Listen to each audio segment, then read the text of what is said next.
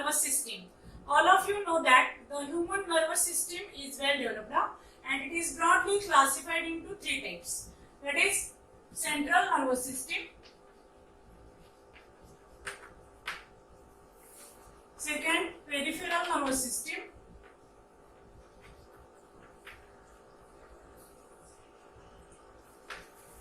and third is autonomic or autonomous nervous system.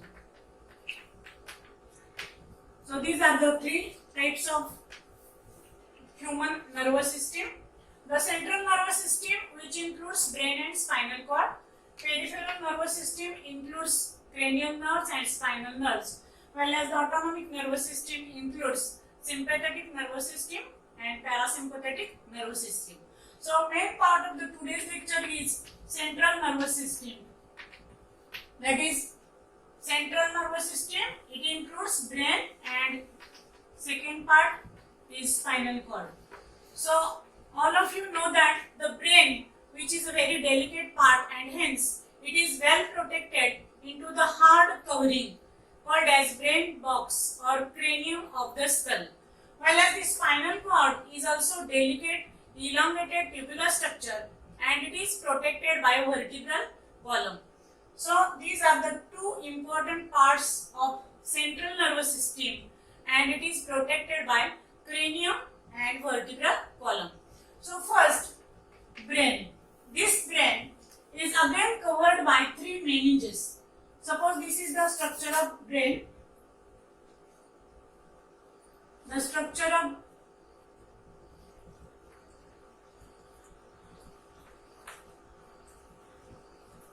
this is the structure of brain and it is well protected by three meninges. Instead of this cranium, it is also protected by three protective membranes called as meninges. So there are three types of meninges. First is outer dura mater, middle arachnoid mater, and inner is pia mater. So these are the three protective meninges which covers the brain. So from internally or from inner side, this is pia mater which covers the brain. It is very delicate, thin and permeable membrane which gives nutrition. So this is pia mater. Then second layer, which is non-vascular and it shows trabeculae and wave-like structure, and as it is a spider wave-like structure, it is called as arachnoid mater. This second mater, which is called as arachnoid mater. Arachnoid means arachnida, that is spider. So this middle layer is thin, non-vascular and spider wave-like structure. Then above this hard and tough layer, which is called as dura mater. So this layer, outer layer, is called as dura mater. So these are the three important meninges which covers the brain.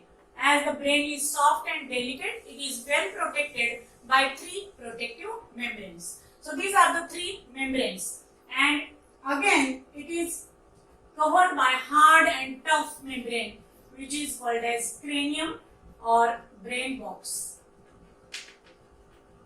The brain is covered by cranium, while as the spinal cord, which is also covered by hard covering called as vertebral column. So these are the three membranes and the description or how it looks like, that is here outer thick is called dura mater. It is also non-vascular and it is closely attached with this cranium. Then the space in between this dura mater and this arachnoid mater is called as subdural space. The space dura matter and arachnoid matter is called as subdural space, and this subdural space is filled with serous fluid which provides nutrition to these coverings. Then second important layer is called as arachnoid matter. It is middle layer. It is also thin, delicate, spider web-like, due to which it appears reticulate in nature. Reticulate means it shows elongated finger-like projections called trabeculae, which supplies food to this layer, that is nutritive in function. So arachnoid matter is nutritive in function. Dura matter, as it is outer, it is protective in function. And the space between arachnoid matter and this pia matter is called as subarachnoid space. And this space is filled with cerebrospinal fluid. So this is about the second layer. And third, pia matter. It is inner layer. It is very thin, closely attached with this brain here, and it is also delicate. But the important difference in this pia matter is arachnoid matter, dura matter, these are non-vasculars, but only the pia matter is highly vascular. That is, it is supplied with blood capillaries. It is highly vascular, and hence it also provides nutrition. As it is closely attached to brain, it provides nutrition. So these are the three different layers or membranes and the three different space which are present in between. Dura matter and arachnoid matter is called subdural space. Second space, that is the space between arachnoid matter and pia matter, is called subarachnoid space, which is filled with arachnoid space, which is filled with cerebrospinal fluid, that is CSF. And the third covering or space, that is the space between this spinal cord and this is, suppose this is vertebral column, the space between the outer dura matter of spinal cord and this vertebral column is called as epidural space. And this epidural space is also filled with cerebrospinal fluid. So this is about meninges and the space between these meninges. And if there is any injury or the abnormal condition of these meninges or infection to these meninges causes disease called as meningitis. And mostly these are occurs due to the bacterial or viral infections. Bacterial infections are very dangerous or injurious to health, while as the viral infections may be cured. So let's see what is the cerebrospinal fluid and their function. Cerebrospinal fluid, that means the fluid which is present in cerebrum, that is the main part of brain, and spinal cord, so cerebrospinal fluid. So it is an important fluid secreted by the choroid plexuses which are present between arachnoid matter. We earlier seen this diagram in which the arachnoid matter and pia matter shows choroid plexuses, and these choroid plexuses forms this cerebrospinal fluid. So nature of this cerebrospinal fluid, first it is lymph-like. It is lymph-like, colorless, watery, extracellular fluid. Extracellular fluid. It is slightly alkaline in nature. It is slightly alkaline in nature. The pH of this cerebrospinal fluid is exactly about 7.33, or you can write 7.4. Next, main important point, that is it is formed in choroid plexus, which is present in between arachnoid matter and pia matter. It is also secreted by ependymal cells which are present into these ventricles. Ependymal cells which lies in these ventricles. And third important space, that is central canal of spinal cord. It is also secreted by central canal of spinal cord. Then it contains proteins, glucose, cholesterol, also different ions like sodium, potassium, sulfates, etc.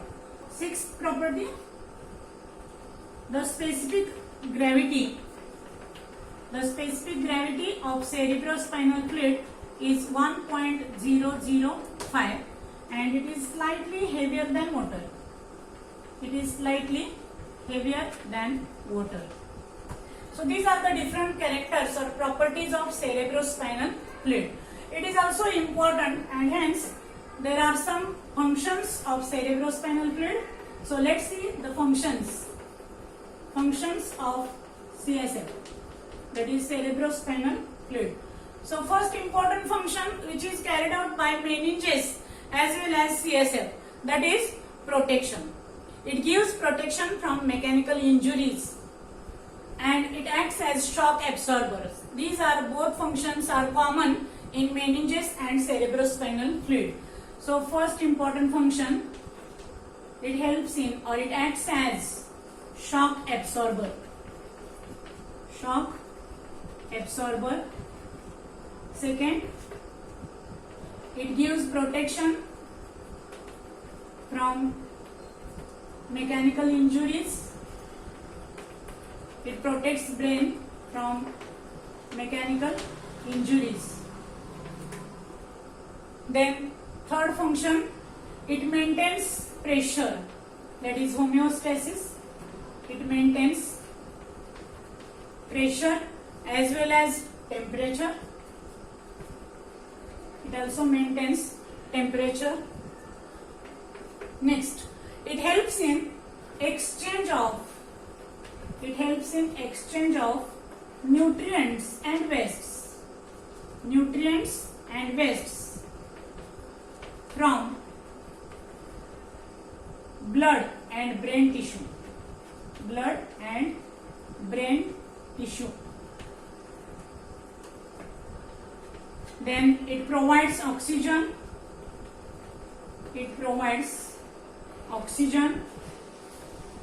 And as it is fluid, it keeps brain moist. And due to which it prevents from desiccation. It prevents brain from desiccation, that is dryness. It prevents from dryness. Then it also maintains buoyancy or provides buoyancy. It is very important character because buoyancy means it is a mechanism which helps to reduce the weight of brain, and due to which we cannot feel the weight of this brain. If the cerebrospinal fluid is less in our brain, then we can feel the 1.5 kg weight which is putting on our head. That is weight of this brain we can feel if the CSF is absent or less. And if there is increasing CSF, it also causes disease, that is the swelling of head, which is called as hydrocephalus. And the buoyancy is the important character which helps to reduce the weight.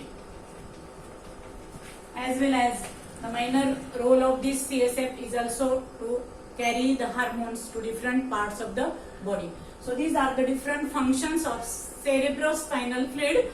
Cerebrospinal fluid is important fluid which is secreted by ependymal cells, lies in ventricles, choroid plexuses which are present in between arachnoid matter and pia mater, and third important site, that is central canal of spinal cord, and it carries important role in different matters or manner.